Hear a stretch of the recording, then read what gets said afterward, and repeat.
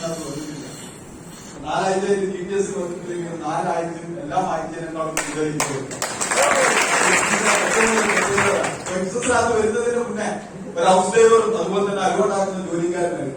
ഈ 2 ജോലിപ്പാട് കൂടി ചെയ്തുകൊണ്ടിരിക്കുന്ന സമയത്താണ് ഈ ബിസിനസ് അവസരം കിട്ടിയിട്ടുണ്ട്. സംസ്കൃതി യൂണിവേഴ്സിറ്റി എന്ന വ്യക്തിയാണ് മഞ്ചേരിയിലെ പോയി CTC ആവാൻ പോകുന്ന പുള്ളിയാണ് ബിസിനസ് ഓപ്പർച്യൂണിറ്റി ഷെയർ ചെയ്തത്.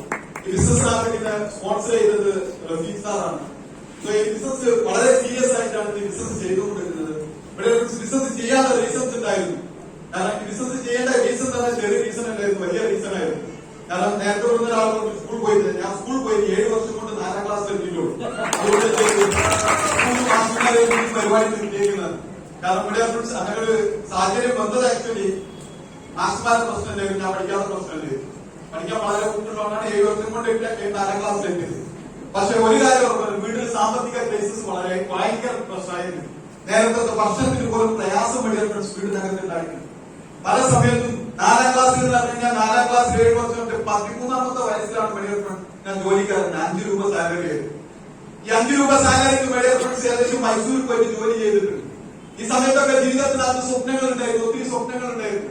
പക്ഷെ സ്വപ്നങ്ങളൊന്നും സാക്ഷാത്കരിക്കാൻ കഴിയുന്ന ഉദ്ദേശിച്ചതല്ല. നല്ല ഡ്രസ് കോഡ് ധരിച്ചത് കാണുന്ന സമയത്ത് മെഡിക്കൽ ഫ്രണ്ട്സ് വളരെയധികം സന്തോഷം ഉണ്ടായിരുന്നു. കാരണം ഇങ്ങനത്തെ ഡ്രസ് ഇടാൻ പറ്റും, ഒരിക്കലും പ്രതീക്ഷിച്ചതല്ല.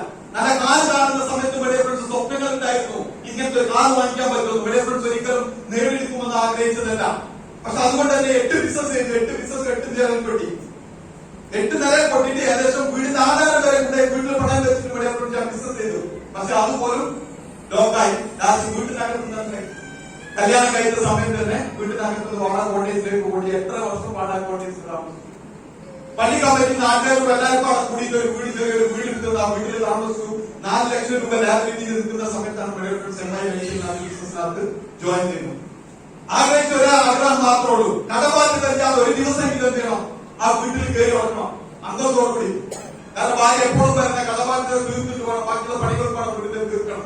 ഇതിന് താമസിച്ച് നല്ലൊരു ജീവിതം അത് മാത്രം മതി ഉദ്ദേശിച്ചതാണ്. മെഡിക്കൽ ബിസിനസ് ഏറ്റെടുത്തു. ഇന്ന് 6 വർഷമായി ബിസിനസ്സിനകത്ത്. 6 വർഷം കൊണ്ട് മൈഗ്രേഷൻ എന്തൊക്കെ നേടിയെന്ന് വെച്ച് കഴിഞ്ഞാൽ ഇവിടുന്ന് ലാസ്റ്റ് ജുനൈദ് സാർ ഇവിടുന്ന് ഇറങ്ങിപ്പോയി 15 ലക്ഷത്തിന്റെ ഒരു കാർ എടുത്തതാണ്. കാലം ടീമിനകത്ത് 30ാമത്തെ കാർ ഇറങ്ങി. മെഡിക്കൽ 30 കാർ ടീമിനകത്ത് ഇറങ്ങിക്കൊടുക്കാൻ പറ്റും. 2,10,000 ഒന്നിൽ കൂടുതൽ തവണ ബിസിനസ്സിനകത്തൂടെ നേടിയെടുക്കാൻ പറ്റി. 2 കാർ ബിസിനസ്സിനകത്തൂടെ നേടാൻ പറ്റിയിട്ടുണ്ട്. ഇന്ന് വൈഫ് ആഗ്രഹിക്കുന്നതിന് ചെറിയൊരു പ്രോപ്പർട്ടി ബിസിനസ്സിനകത്തൂടെ വാങ്ങിക്കാൻ പറ്റിയിട്ടുണ്ട്. കടബാധ്യതകൾ കംപ്ലൈന്റ് തീർക്കാൻ പറ്റിയിട്ടുണ്ട്. ഇന്ന് ലക്ഷങ്ങൾ മെഡിക്കൽ ഫ്രണ്ട്സ് ബാങ്ക് ബാലൻസ് ഉണ്ട്. ഞാൻ നിങ്ങളോട് ഒരേ ഒരു കാര്യം മാത്രം പറയുന്നുള്ളൂ. 4ാം ക്ലാസ് വിദ്യാഭ്യാസം എത്ര പേരുണ്ട്?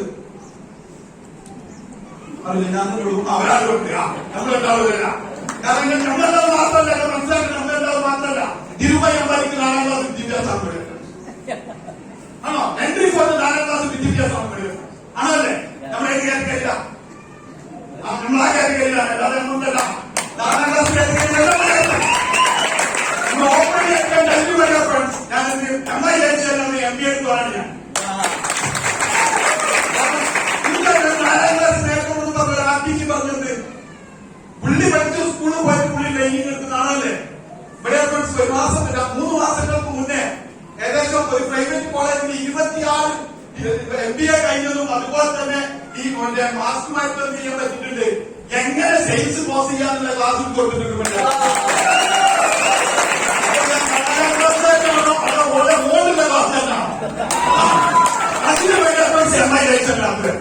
അതിന് മനസ്സിലാകുന്നുണ്ടോ? ഈ ബിസിനസ് ആവശ്യമില്ല. ഒരൊറ്റ കാര്യം മാത്രം ഞാൻ പറയാൻ, ഈ ബിസിനസ് എന്തിനാവശ്യമായോ? ഞങ്ങളൊക്കെ വീട്ടിൽ ഇതൊക്കെ കല്യാണം കഴിക്കുന്നവരുണ്ട്, കല്യാണം കഴിക്കാത്തവരുണ്ട്. കല്യാണം കഴിക്കാത്തവർ പ്രത്യേകം മനസ്സിലാക്കണം. കല്യാണം കഴിച്ച ആളുകൾ മനസ്സിലാക്കേണ്ടത് എന്തെന്റെ പെണ്ണുകൾ പറഞ്ഞാൽ നമ്മളെന്താ പറയാ, തരാം തരാം ആണല്ലേ, വാങ്ങിത്തരാം പെണ്ണുങ്ങളോടാണല്ലേ. അപ്പൊ പെണ്ണുങ്ങളെ കണ്ണുപോലും കാണാൻ തരണം, ചീത്ത പുലിനെ വാങ്ങിക്കാം. ഞാൻ എന്റെ ജീവിതത്തിൽ ആഗ്രഹിച്ച ഒറ്റ സംഭവം പറഞ്ഞ ജീവിതത്തിൽ ജീവിക്കുന്നെങ്കിൽ ഒരീസെങ്കിലും ഓളം കൊണ്ടിട്ട് ഇത് നിങ്ങൾക്ക് ഉള്ളവരുടെ പെണ്ണുങ്ങളോട് ഓളത്തിറങ്ങിന്റെ പെണ്ണുങ്ങളുടെ മുന്നിൽ എനിക്കോ പറയുന്നത്. ഞാൻ അത്രയും ലാംഗ്വേജ് ഉണ്ടാക്കിയിട്ട് അത്രയും കടബാധ്യത ഉണ്ടാക്കിയിട്ട് വാടക കോട്ടേജിലാണ് താമസിക്കുന്നത്. ഒരു ദിവസമെങ്കിലും ഓളം കൊണ്ട് മാറ്റി പറയിക്കണം. ഇന്ന് വരെ ഏത് കുടുംബത്തിൽ പോയ ഫ്ലെക്സോടുകൂടി അന്തസ്സോട് കൂടി എന്റെ ഭാര്യയെ കുറിച്ചിട്ട് ഇങ്ങനെ പുകയ്ക്കും.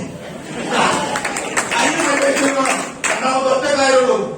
ഈ 25 ദിവസം വരെ വീട്ടിൽ റെസ്റ്റ് ആയിരുന്നു.